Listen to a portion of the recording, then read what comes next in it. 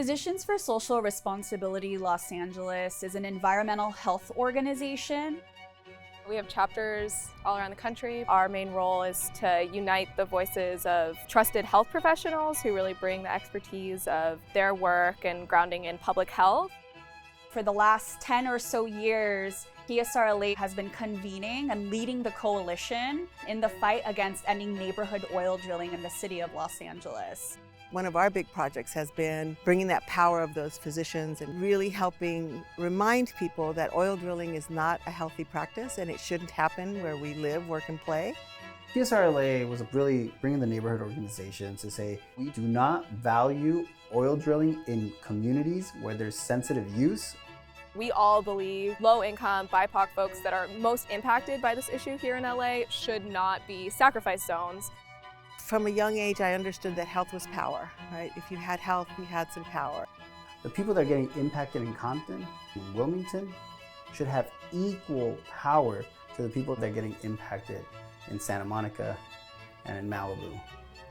The decision-making should not be tilted one way or the other, and this is what I think of energy justice. Health and justice are really tied together, and you have to fight for both.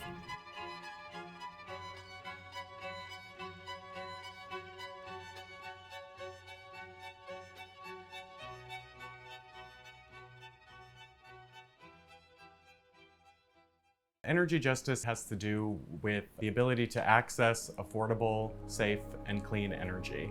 We're moving on towards climate justice, making sure that folks aren't left behind. You can just see it in the data. If you live in an area that is more polluted, you will be dying about 10 years younger. Looking at this field here, this is over 1,000 acres of an oil field. It's the largest urban oil field in the country.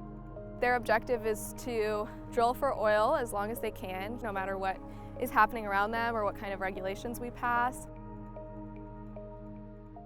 The oil industry has fought tooth and nail against any progress we've tried to make, whether that's on regulations or on policy. When we passed SB 1137, this was a historic statewide legislation that would create a 3,200-foot setback between extraction sites and sensitive receptors across the state for all new drilling. This was critical. No one person can make these changes. These type of changes have to come from the collective. This has to come from everyone. We all deserve a life that is nurtured, not poisoned. I helped on that aspect of organizing physicians. I was leading the largest union of physicians in the United States to say, we as a union of physicians care about environmental justice. Because public perception around this issue is so clear, the oil company raised over $20 million to pay canvassers to talk to voters and ask them to sign on to a petition telling them, if you sign this, we will lower your gas prices, which was completely false and a complete lie.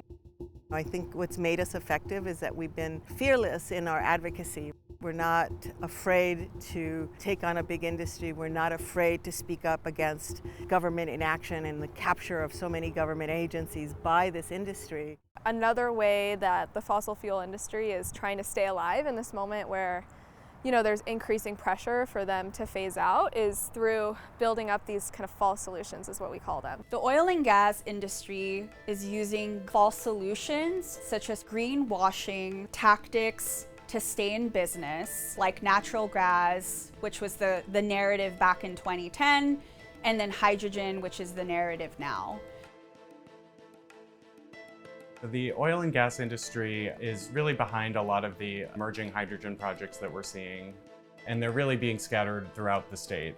Key industries are being targeted, so ports, airports, energy infrastructure, power plants, transmission pipelines that are being built, essentially mirroring the entire natural gas pipeline system. We're seeing a new hydrogen project every month that's being proposed. If you ask environmental justice communities, there's a lot of untested risks. Hydrogen is highly flammable and can combust in atmospheric conditions. If enough hydrogen leaks into the atmosphere, it can actually work against our climate goals. We understand the impact that temperature has on education. We understand the impact that chemicals and heavy metals have on our development as children. All of this manifests into disease. If you don't have the ability to make the right moves as a community that are going to be purposeful for health, you're gonna be impacted by the diseases that come later. And sometimes we choose to think about the things that happen today and not the things that happen 20, 30 years from now, because we're just trying to survive.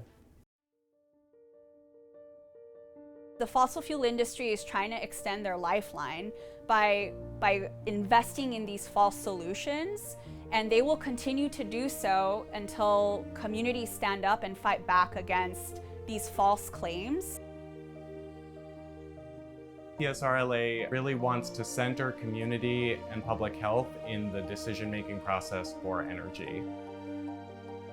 We believe that if public health and community are centered in those processes, that we will come to the solutions that everyone can live with and be happy with.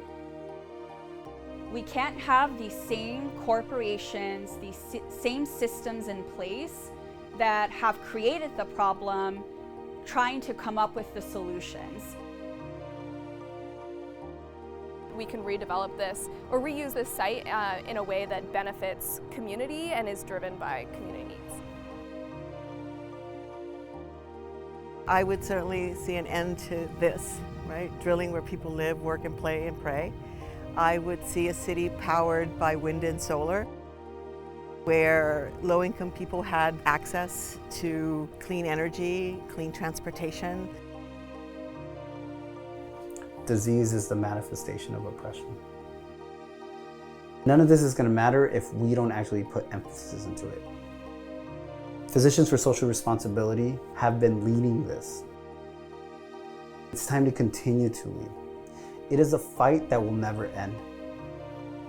It is a fight that we will continue to make sure whatever's happening next gets addressed with those values for the sake of human health. It cannot go one way or the other. It has to be perfectly balanced.